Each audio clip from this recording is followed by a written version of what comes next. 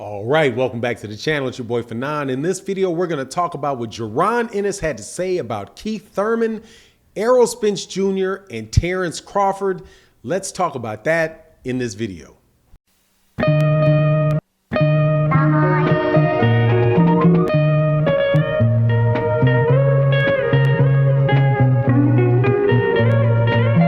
All right, welcome back to the channel. It's your boy Fanon. In this video, we're going to talk about the welterweight division.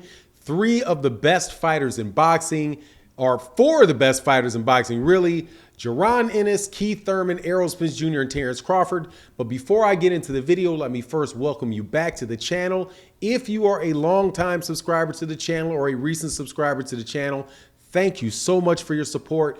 Thank you for being a member of the boxing community. Also, if you are not subscribed to the channel, please accept my invitation to subscribe to the channel by hitting that subscribe button and hit the bell icon so you can be notified of when we release more videos. All right, so there was an interview given today by Jaron Boots Ennis. Jaron Ennis is a top 3 or top 4 contender in all 4 of the major championship bodies. He will be fighting I do believe, May 14th against Jermell Charlo, on the Jermell Charlo Brian Castano undercard against a fighter named Custio Clayton out of Canada. In what is called an IBF title eliminator. The winner of that fight will be the mandatory for Errol Spence Jr. Errol Spence Jr.'s IBF title. Now, the questions that were asked in this video I thought were very, very interesting, because he was asked about Errol Spence Jr., Terence Crawford, predictably, but he was also asked about what he thought about his next moves and when he thinks he's going to get a championship shot, and how does he think a fight versus Keith Thurman would go. Now, being asked the question about Keith Thurman, I thought was interesting, because there is talk out there that Keith Thurman and Jaron Ennis could be the next fight for Jaron Ennis after he gets the fight with Custio Clayton. Now, what he said in that one was he was very, very straightforward with it. He said it's going to end the same way the fight ended with Sergey Lipinets. I am going to dominate Keith Thurman, and I'm going to get Keith Thurman out of there. And in fact, it's going to look even better because it's going to be on a bigger stage with a better fighter. And so it's going to be more spectacular for me. But he predicted he would knock out and get Keith Thurman out of there. Now, some of the things that he said in the lead into that particular question, I thought, boded well for him being able to do something like that against Keith Thurman. And because he was asked, how do you get knockouts? How do you go about knocking people out? And he said, well, you got to let the knockout come to you. You got to show some patience in there and not try to knock them out. You just go about what you're trying to do, and then it'll come a lot more smoothly. You won't look like you're rushing it and all that, right? When he said that, it harkened me back to his fight with Chris Van Heerden, where I thought he did exactly that he really did rush to try to get that knockout, that he felt, and it was obvious that Chris Van Heerden is somebody that did not belong in the ring with Jaron Ennis. So Jaron Ennis just ran in there pretty much like, I ain't got nothing to worry about this guy. I'm gonna beat the tar out of him and get him out of there. Unfortunately for Jaron Ennis, Chris Van Heerden found a way out, and that way out was a stoppage on cuts before round 4, which changed the fight from something that would have definitely been a knockout to a no contest because he just rushed himself too much. And then I do believe in the next fight versus Sergey Lipinets that he was more controlled, he was more calculating, and he just started walking. He just started setting up and walking Sergey Lipinets into stuff and wound up getting Sergey Lipinets out of there in devastating fashion, man. One of the nicer 4-piece combinations to end off a fight that I've seen in a while. Jaron Ennis is just an extra special talent. He also then moves on and asks the question about who he thinks, what he thinks he's going to do next, right? And he said that he believed that he was going to get a championship shot or a shot at a title in his next fight after Custio Clayton, right? So if he is going to do that, that would be against the winner, whoever is the winner of either Errol Spence. Actually, I think that'd probably be against Errol Spence Jr. if Errol Spence Jr. moves up to 154 pounds, or if Errol Spence Jr. is there.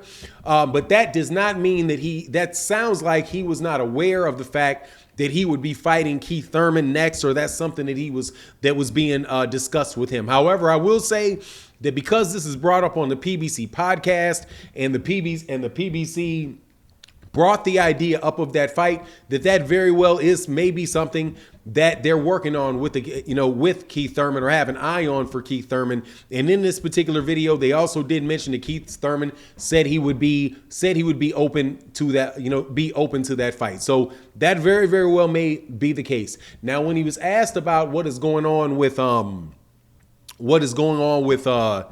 Errol Spence Jr. and Terence Crawford, and who he thought was going to win the fight, is very, very telling. First of all, he did the predictable move. He said, man, may the best man win, right? To me, they're both great fighters, 50-50 fight, may the best man win. But when he was asked asked who he thinks the top welterweights are, he put him in an order, which I think maybe give you a little bit of light, shed a little bit of light on what he thinks about it. Outside of the 50-50 fight, because honestly, man, I'm not big. I'll say 50-50 fight when I truly have no idea whatever's going to happen. But usually, I mean, even I'll admit, very, very rarely are fights truly 50-50. You can figure a way where you're leaning one guy one way or leaning the other. But it is a fight. It's a fair fight. It's a fight that could turn out either way. Maybe that's what they're saying. But he said, as far as he listing the champions, he said, first of all, I'm number one. I'm the best welterweight, which is predictable and, quite honest, could be true. The man really is that good. But then he put Errol Spence Jr. as number one. Terence Crawford is number two. I think he said Yordenis Ugas is he put himself as number one, put Errol Spence Jr. as number two, put Terence Crawford as number three, put Yordenis Ugas as four, and he said either Danny Garcia or Keith Thurman for five. And he also was asked a question about whether or not he would fight Stanionis. So there's where, because Stanionis has the WBA regular belt. That is a fight that I would not doubt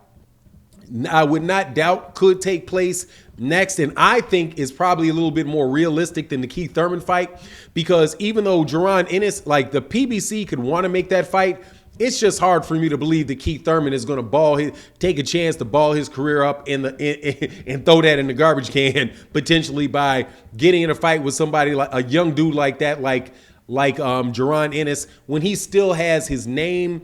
Still has big enough name in order to push a pay-per-view fight with one of the guys that are the reigning champions. So, from what I can understand, and this is a PBC podcast. You have people asking questions that were obviously more than likely designed by guys like Tim Smith and people that are involved with this, talking about Stanionis, and start talking about Keith Thurman as potential opponents. So I wouldn't be surprised if it was either one of those two. I would suspect, though, that it's probably Stanionis, because of the fact that Keith Thurman, I think, would be more like, yeah, I'll fight Jaron Ennis, but I would fight Jaron Ennis for a title, not for something that's going to knock me off of being able to get a title shot. You know what I mean? But anyway, that's my take on the matter. Great interview by Jaron Ennis. Make sure you guys go check that out on the PBC, on the Premier Boxing Champions channel. Very enlightening interview.